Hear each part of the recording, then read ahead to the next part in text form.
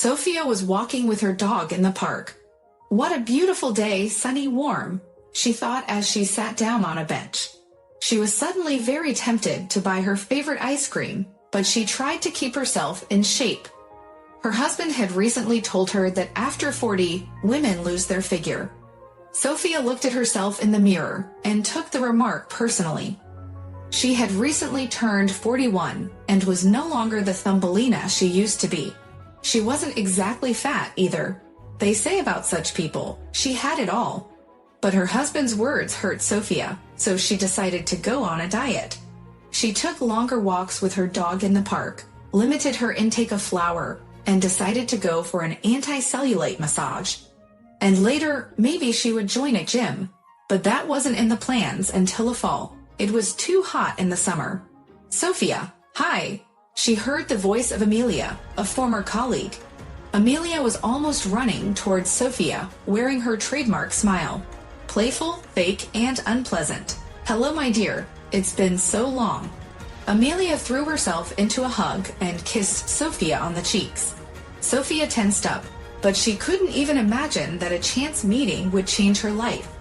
Indeed, 2 years? It seems like 5 years. You haven't changed at all though. You're still as beautiful as ever. Thank you. You look great too. They exchanged pleasantries. Sophia wanted to leave quickly, but it was obvious that Amelia wanted to chat. How are you guys doing? How's the boss? Still a bore? Didn't raise your salary? Amelia asked. He gives me a bonus. Doesn't hurt me. How about you? Where are you working? I got a job at the gas company. Oh, you can't imagine how good it is there. Social package, salary like this? She raised her thumb. And what a team. Not like yours. Only snakes. Sophia politely kept silent, because the main viper was Amelia. She spread gossip and could say such things in front of her eyes that the whole department would whisper. At the same time, Amelia managed to maintain a friendly relationship with everyone. They tolerated her and smiled back at her because they were afraid to get on her tongue. So when she quit, everyone breathed a sigh of relief. Amelia, nice to see you. I'll be off. I've got Cosmo running off somewhere. What can you take from him? Amelia laughed. He must have smelled a female. It's all right. He's not dangerous in that respect. I took care of everything when he was a puppy. Oh yeah? Well, good for you. I would have taken your husband to the doctor when he was a puppy. What? Sophia was confused. That one. So he wouldn't go out. Or are you divorced? It was clear from Sophia's face that she was stunned by what she had heard. You didn't know, did you? I'm sorry. It's none of my business. Right. It's none of your business. Come on. Good luck. Sophia got up from the bench and, not feeling her legs, wandered after Cosmo. He had already managed to run far away, but when he saw his mistress, he rushed back, wagging his tail merrily. Sophia could not recover from her meeting with Amelia. She kept thinking. What did Amelia mean? Surely she must have known something, and Sophia even regretted not letting her speak. To distract herself, she started cleaning, but she couldn't concentrate on anything. Everything was falling out of her hands. She called her husband, no reason, to hear his voice. Oliver didn't answer and texted to say he'd call back. So she decided to go to his place of work. She took lunch with her and brought him some hot patties. Sophia, are you here to see Oliver? He's in a meeting. He's not seeing anyone. I'll wait. Yes, of course. Coffee? Yes, please. No sugar. Sophia sat in the lobby for 2 hours. The secretary pretended to be busy, but cast interested glances at the boss's wife. And Sophia went over in her head the women her husband had socialized with. Harper was not his type. Skinny, white-haired, and very young. Another wife would have been jealous of her, but Sophia knew Oliver well. He liked older women. About 35, nicely shaped, swarthy. That's the kind of woman my husband would like, she thought. Sophia was like that. But a wife is not a mistress. Sophia supposed that with time one's own woman would get bored. It would become not the same. What am I thinking? Amelia said something stupid, and I'm already imagining the type of new woman Oliver is with. She thought and decided to leave, not to embarrass herself. But at that moment, the meeting finally ended. Sophia? Oliver was surprised. What are you doing? Did something happen? No, I brought you something hot for lunch. She was confused. The cutlets were cold, and she was blushing like a schoolgirl. What cutlets? Have you turned into a grandmother? You would have brought me a thermos with borscht to work. Oliver frowned. I'm sorry, I just missed you. Did you take long again today? You see, I've got a lot of work to do. Besides, my brother needs help. Are they still redecorating? Yeah, it's gonna be a long time. Running water to the house, putting in plumbing. It's a lot of work. I promised I'd give them a gazelle. I'll probably be spending the night. I see? Okay, don't be sad. Come on, I'll buy you a diet chocolate bar. Harper, bring coffee, please. Sophia took the cutlets back and ate them alone. She couldn't help but have a premonition of trouble. Then she thought that since her husband was such a good brother and always helped his relatives, it would be right to call his brother's wife and offer her help too. Sophia was on vacation and could be helpful. Besides, Aiden and Yulia had been calling her to visit for a long time. She imagined spending the rest of her vacation in the country.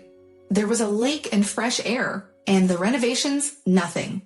Sophia could live in a tent if it was that bad. Once when they were young, they bought a tent but never went to the forest. Finding Yulia's number, she called her.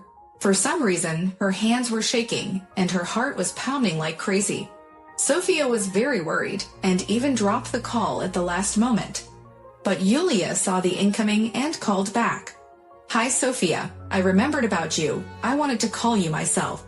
Sophia laughed. The women exchanged news, talked a little about the weather, and suddenly Julia asked, when will you and Oliver come to visit us? Summer will be over soon, and we wanted to have a vacation like we used to have. Shashliks are vegetables from the garden. Yul, what's it like there? Do you have a place to stay? It's being renovated. We've been renovating for 2 months already. Just a few little things left. And the water? Yes, at the beginning of summer. Now, like normal people, we have all the comforts of home. No need to run to the garden, she laughed. Yeah, that's great. Then we should come. Of course, come. Grab Oliver by the hand and bring him to us. We'll never see each other again. Aiden's been bugging me, calling and calling. Oliver's busy. He doesn't have time to talk to his brother. We wanted to ask for a gazelle to take the sofa to my mother, but he said it would be next week. We didn't wait. We moved it yesterday. We hired movers, complained Yulia. I see. Yes, he's quite a boss. Okay, Julie, thank you. For what? For reopening my eyes to my husband. Don't scold him. Don't tell him I complained. It's not out of spite. I won't, don't worry. Aiden, hi. Come, Sophia. We're very much looking forward to seeing you. Sophia hung up the phone. She realized that her visit was postponed indefinitely. She realized that Oliver was deceiving her. The only thing left to do was to see if her husband was cheating on her, and there was only one way to find out. The first thing Sophia did was buy herself an ice cream. She wanted to nourish her stress after finding out that her husband, Oliver, had been cheating on her under the guise of a good cause, helping his relatives with repairs at the cottage. After calling his brother's wife, Sophia learned that the renovations on their cottage had long since been completed, and that meant only one thing. Her colleague, Amelia, was right when she hinted to her that Oliver was walking away from her left and right. Sophia dared to call Amelia, so she didn't have to guess. Her number was found in her contacts. Hello, darling, how are you? Listen, it's business. Tell me everything you know about Oliver. Me? Amelia was artistically surprised. You're his wife, not me. You know what I'm talking about. Yesterday, when you and I met in the park, you said he needed to be taught a lesson, and you compared him to a stray dog. Was there a reason for that? Well, it's none of my business. I said some things I didn't mean. I didn't mean to hurt your feelings. I thought you weren't living with him anymore. Why? Because you don't act like that when you have a wife. You have to be a little more modest, especially not cheating with your girlfriend. Tell me, Sophia pressed me. She didn't understand anything. Isabella is beautiful, with a long braid. Sophia frowned. A children's fairy tale came to mind. And then there was Isabella, who had worked with them in the department a few years ago. She was the wife of Ethan, a friend of Oliver's. Sophia wasn't too close friends with Isabella, but because of their husband's friendship, they had gone on a few trips together for kebabs.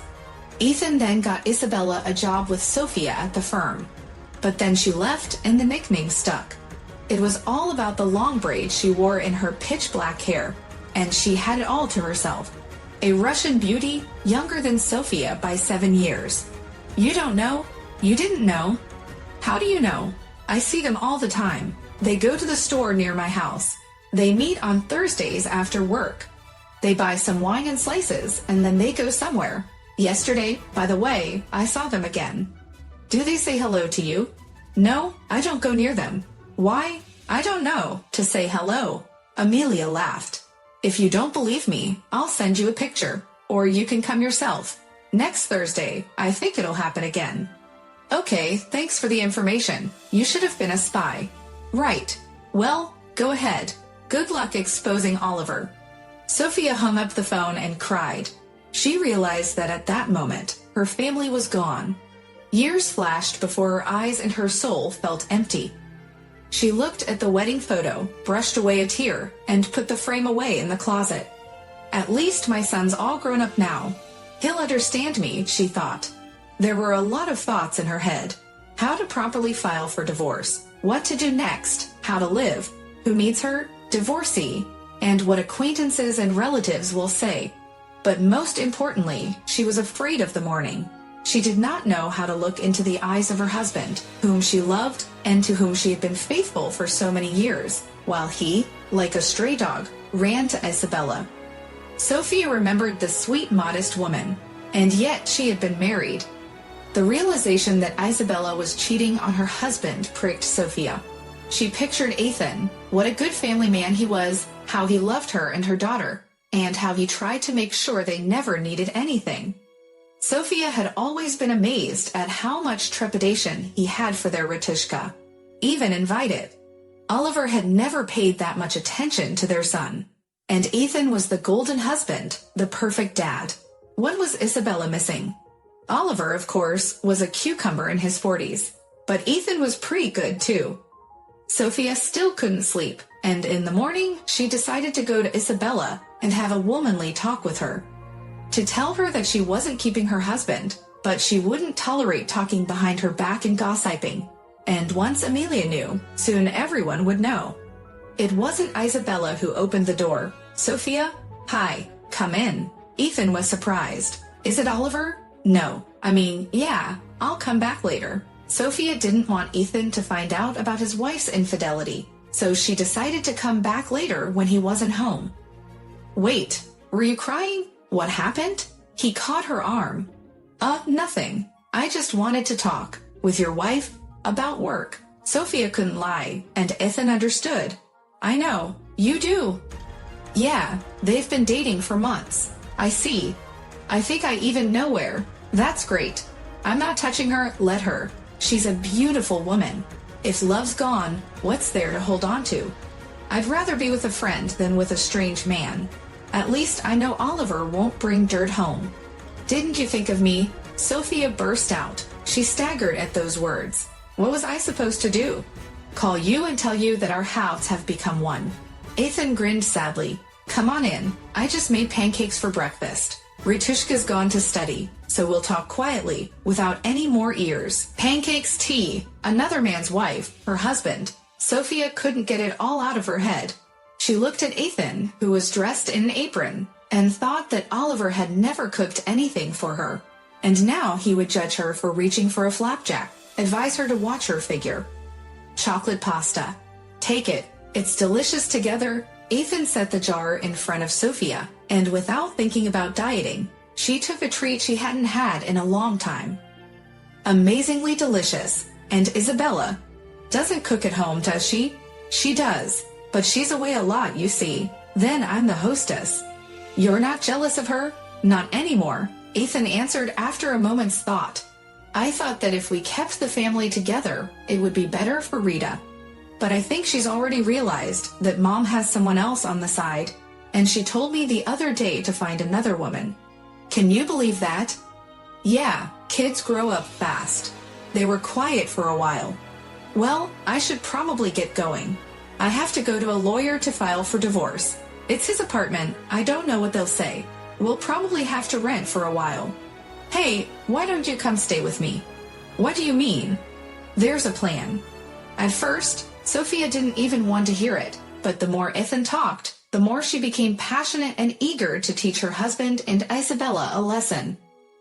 They were dishonest and had taken advantage of her and Ethan's kindness. It was time to put them in their place. So you're saying he's leaving under the pretense of helping with the repairs? Yeah, I had a similar excuse. Isabella said that after the tenants had to do some cosmetic repairs, she was going to my apartment on the pretext of meetings with designers, repairmen, cleaning service, and other crap. So now I know for a fact that she's meeting Oliver there. They're no longer in hotels, and they're getting cocky and brazen. Even your Amelia spotted them. I know. All right, Chuckles, then it's settled. We're going to follow the plan, Sophia, and don't let us down, all right? Okay. Until Thursday, Sophia carefully pretended that nothing had happened, although she had so much boiling over that steam was almost coming out of her ears.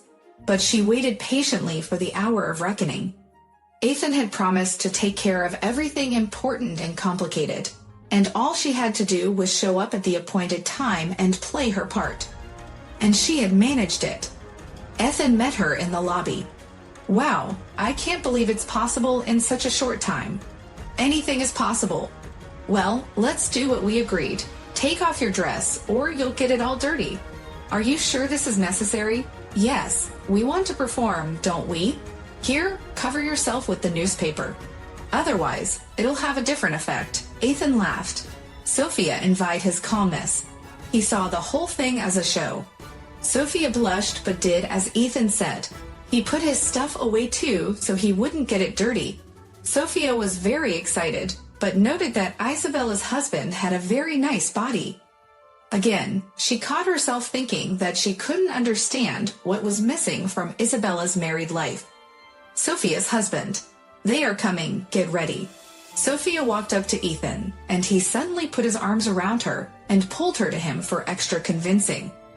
What the hell is going on here? Oliver saw his wife in the newspaper and in the arms of his friend Ethan.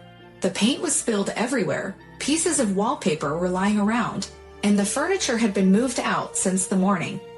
On the wall was a sign that read, "Paradise for Infidels, pay by the hour."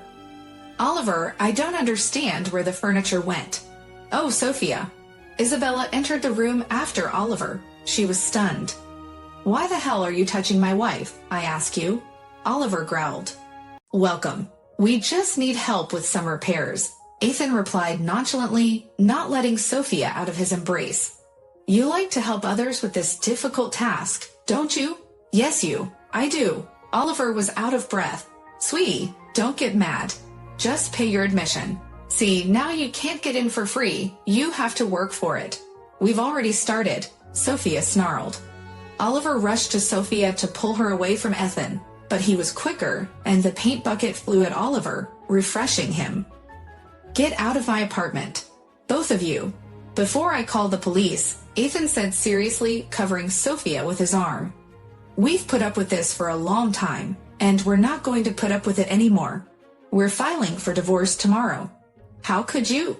Getting mixed up with my husband. Isabella looked at Sophia with such dislike, as if it was not she who had been Oliver's mistress, but Sophia who had taken Ethan out of the family. She might have. And we have feelings, not like you. Sophia turned around and pretended to kiss Ethan. She didn't know why. She probably wanted to prove to her husband that she wasn't written off yet, and that men could like her, and the fact that Ethan liked her was obvious to the naked eye. Even though Sophia was embarrassed and wanted to pull away at the last moment, Ethan himself brought the matter to an end, didn't let Sophia change her mind, and played along with her. There are just no words. Meet me in court, Oliver shouted and took Isabella away. That's how the men's friendship ended. Isabella was left without an apartment for comfort, and Oliver without a wife and with a sense of disappointment. Isabella moved in with him, but he thought more and more often that Sophia's cutlets were tastier, and that she didn't make him jealous day after day. There was no longer the spark between him and Isabella that had flickered between Ethan and Sophia that night. Oliver had seen everything, and he was very hurt. He felt betrayed and even envious of Sophia. After all, after getting what he couldn't get, namely Isabella permanently, he realized he didn't want to be with her anymore. The interest was gone. All that was left was regret and judgment. Sophia and Ethan, on the other hand, began a real honeymoon, or rather, honeymoon years. If there was no happiness, and then you know yourself,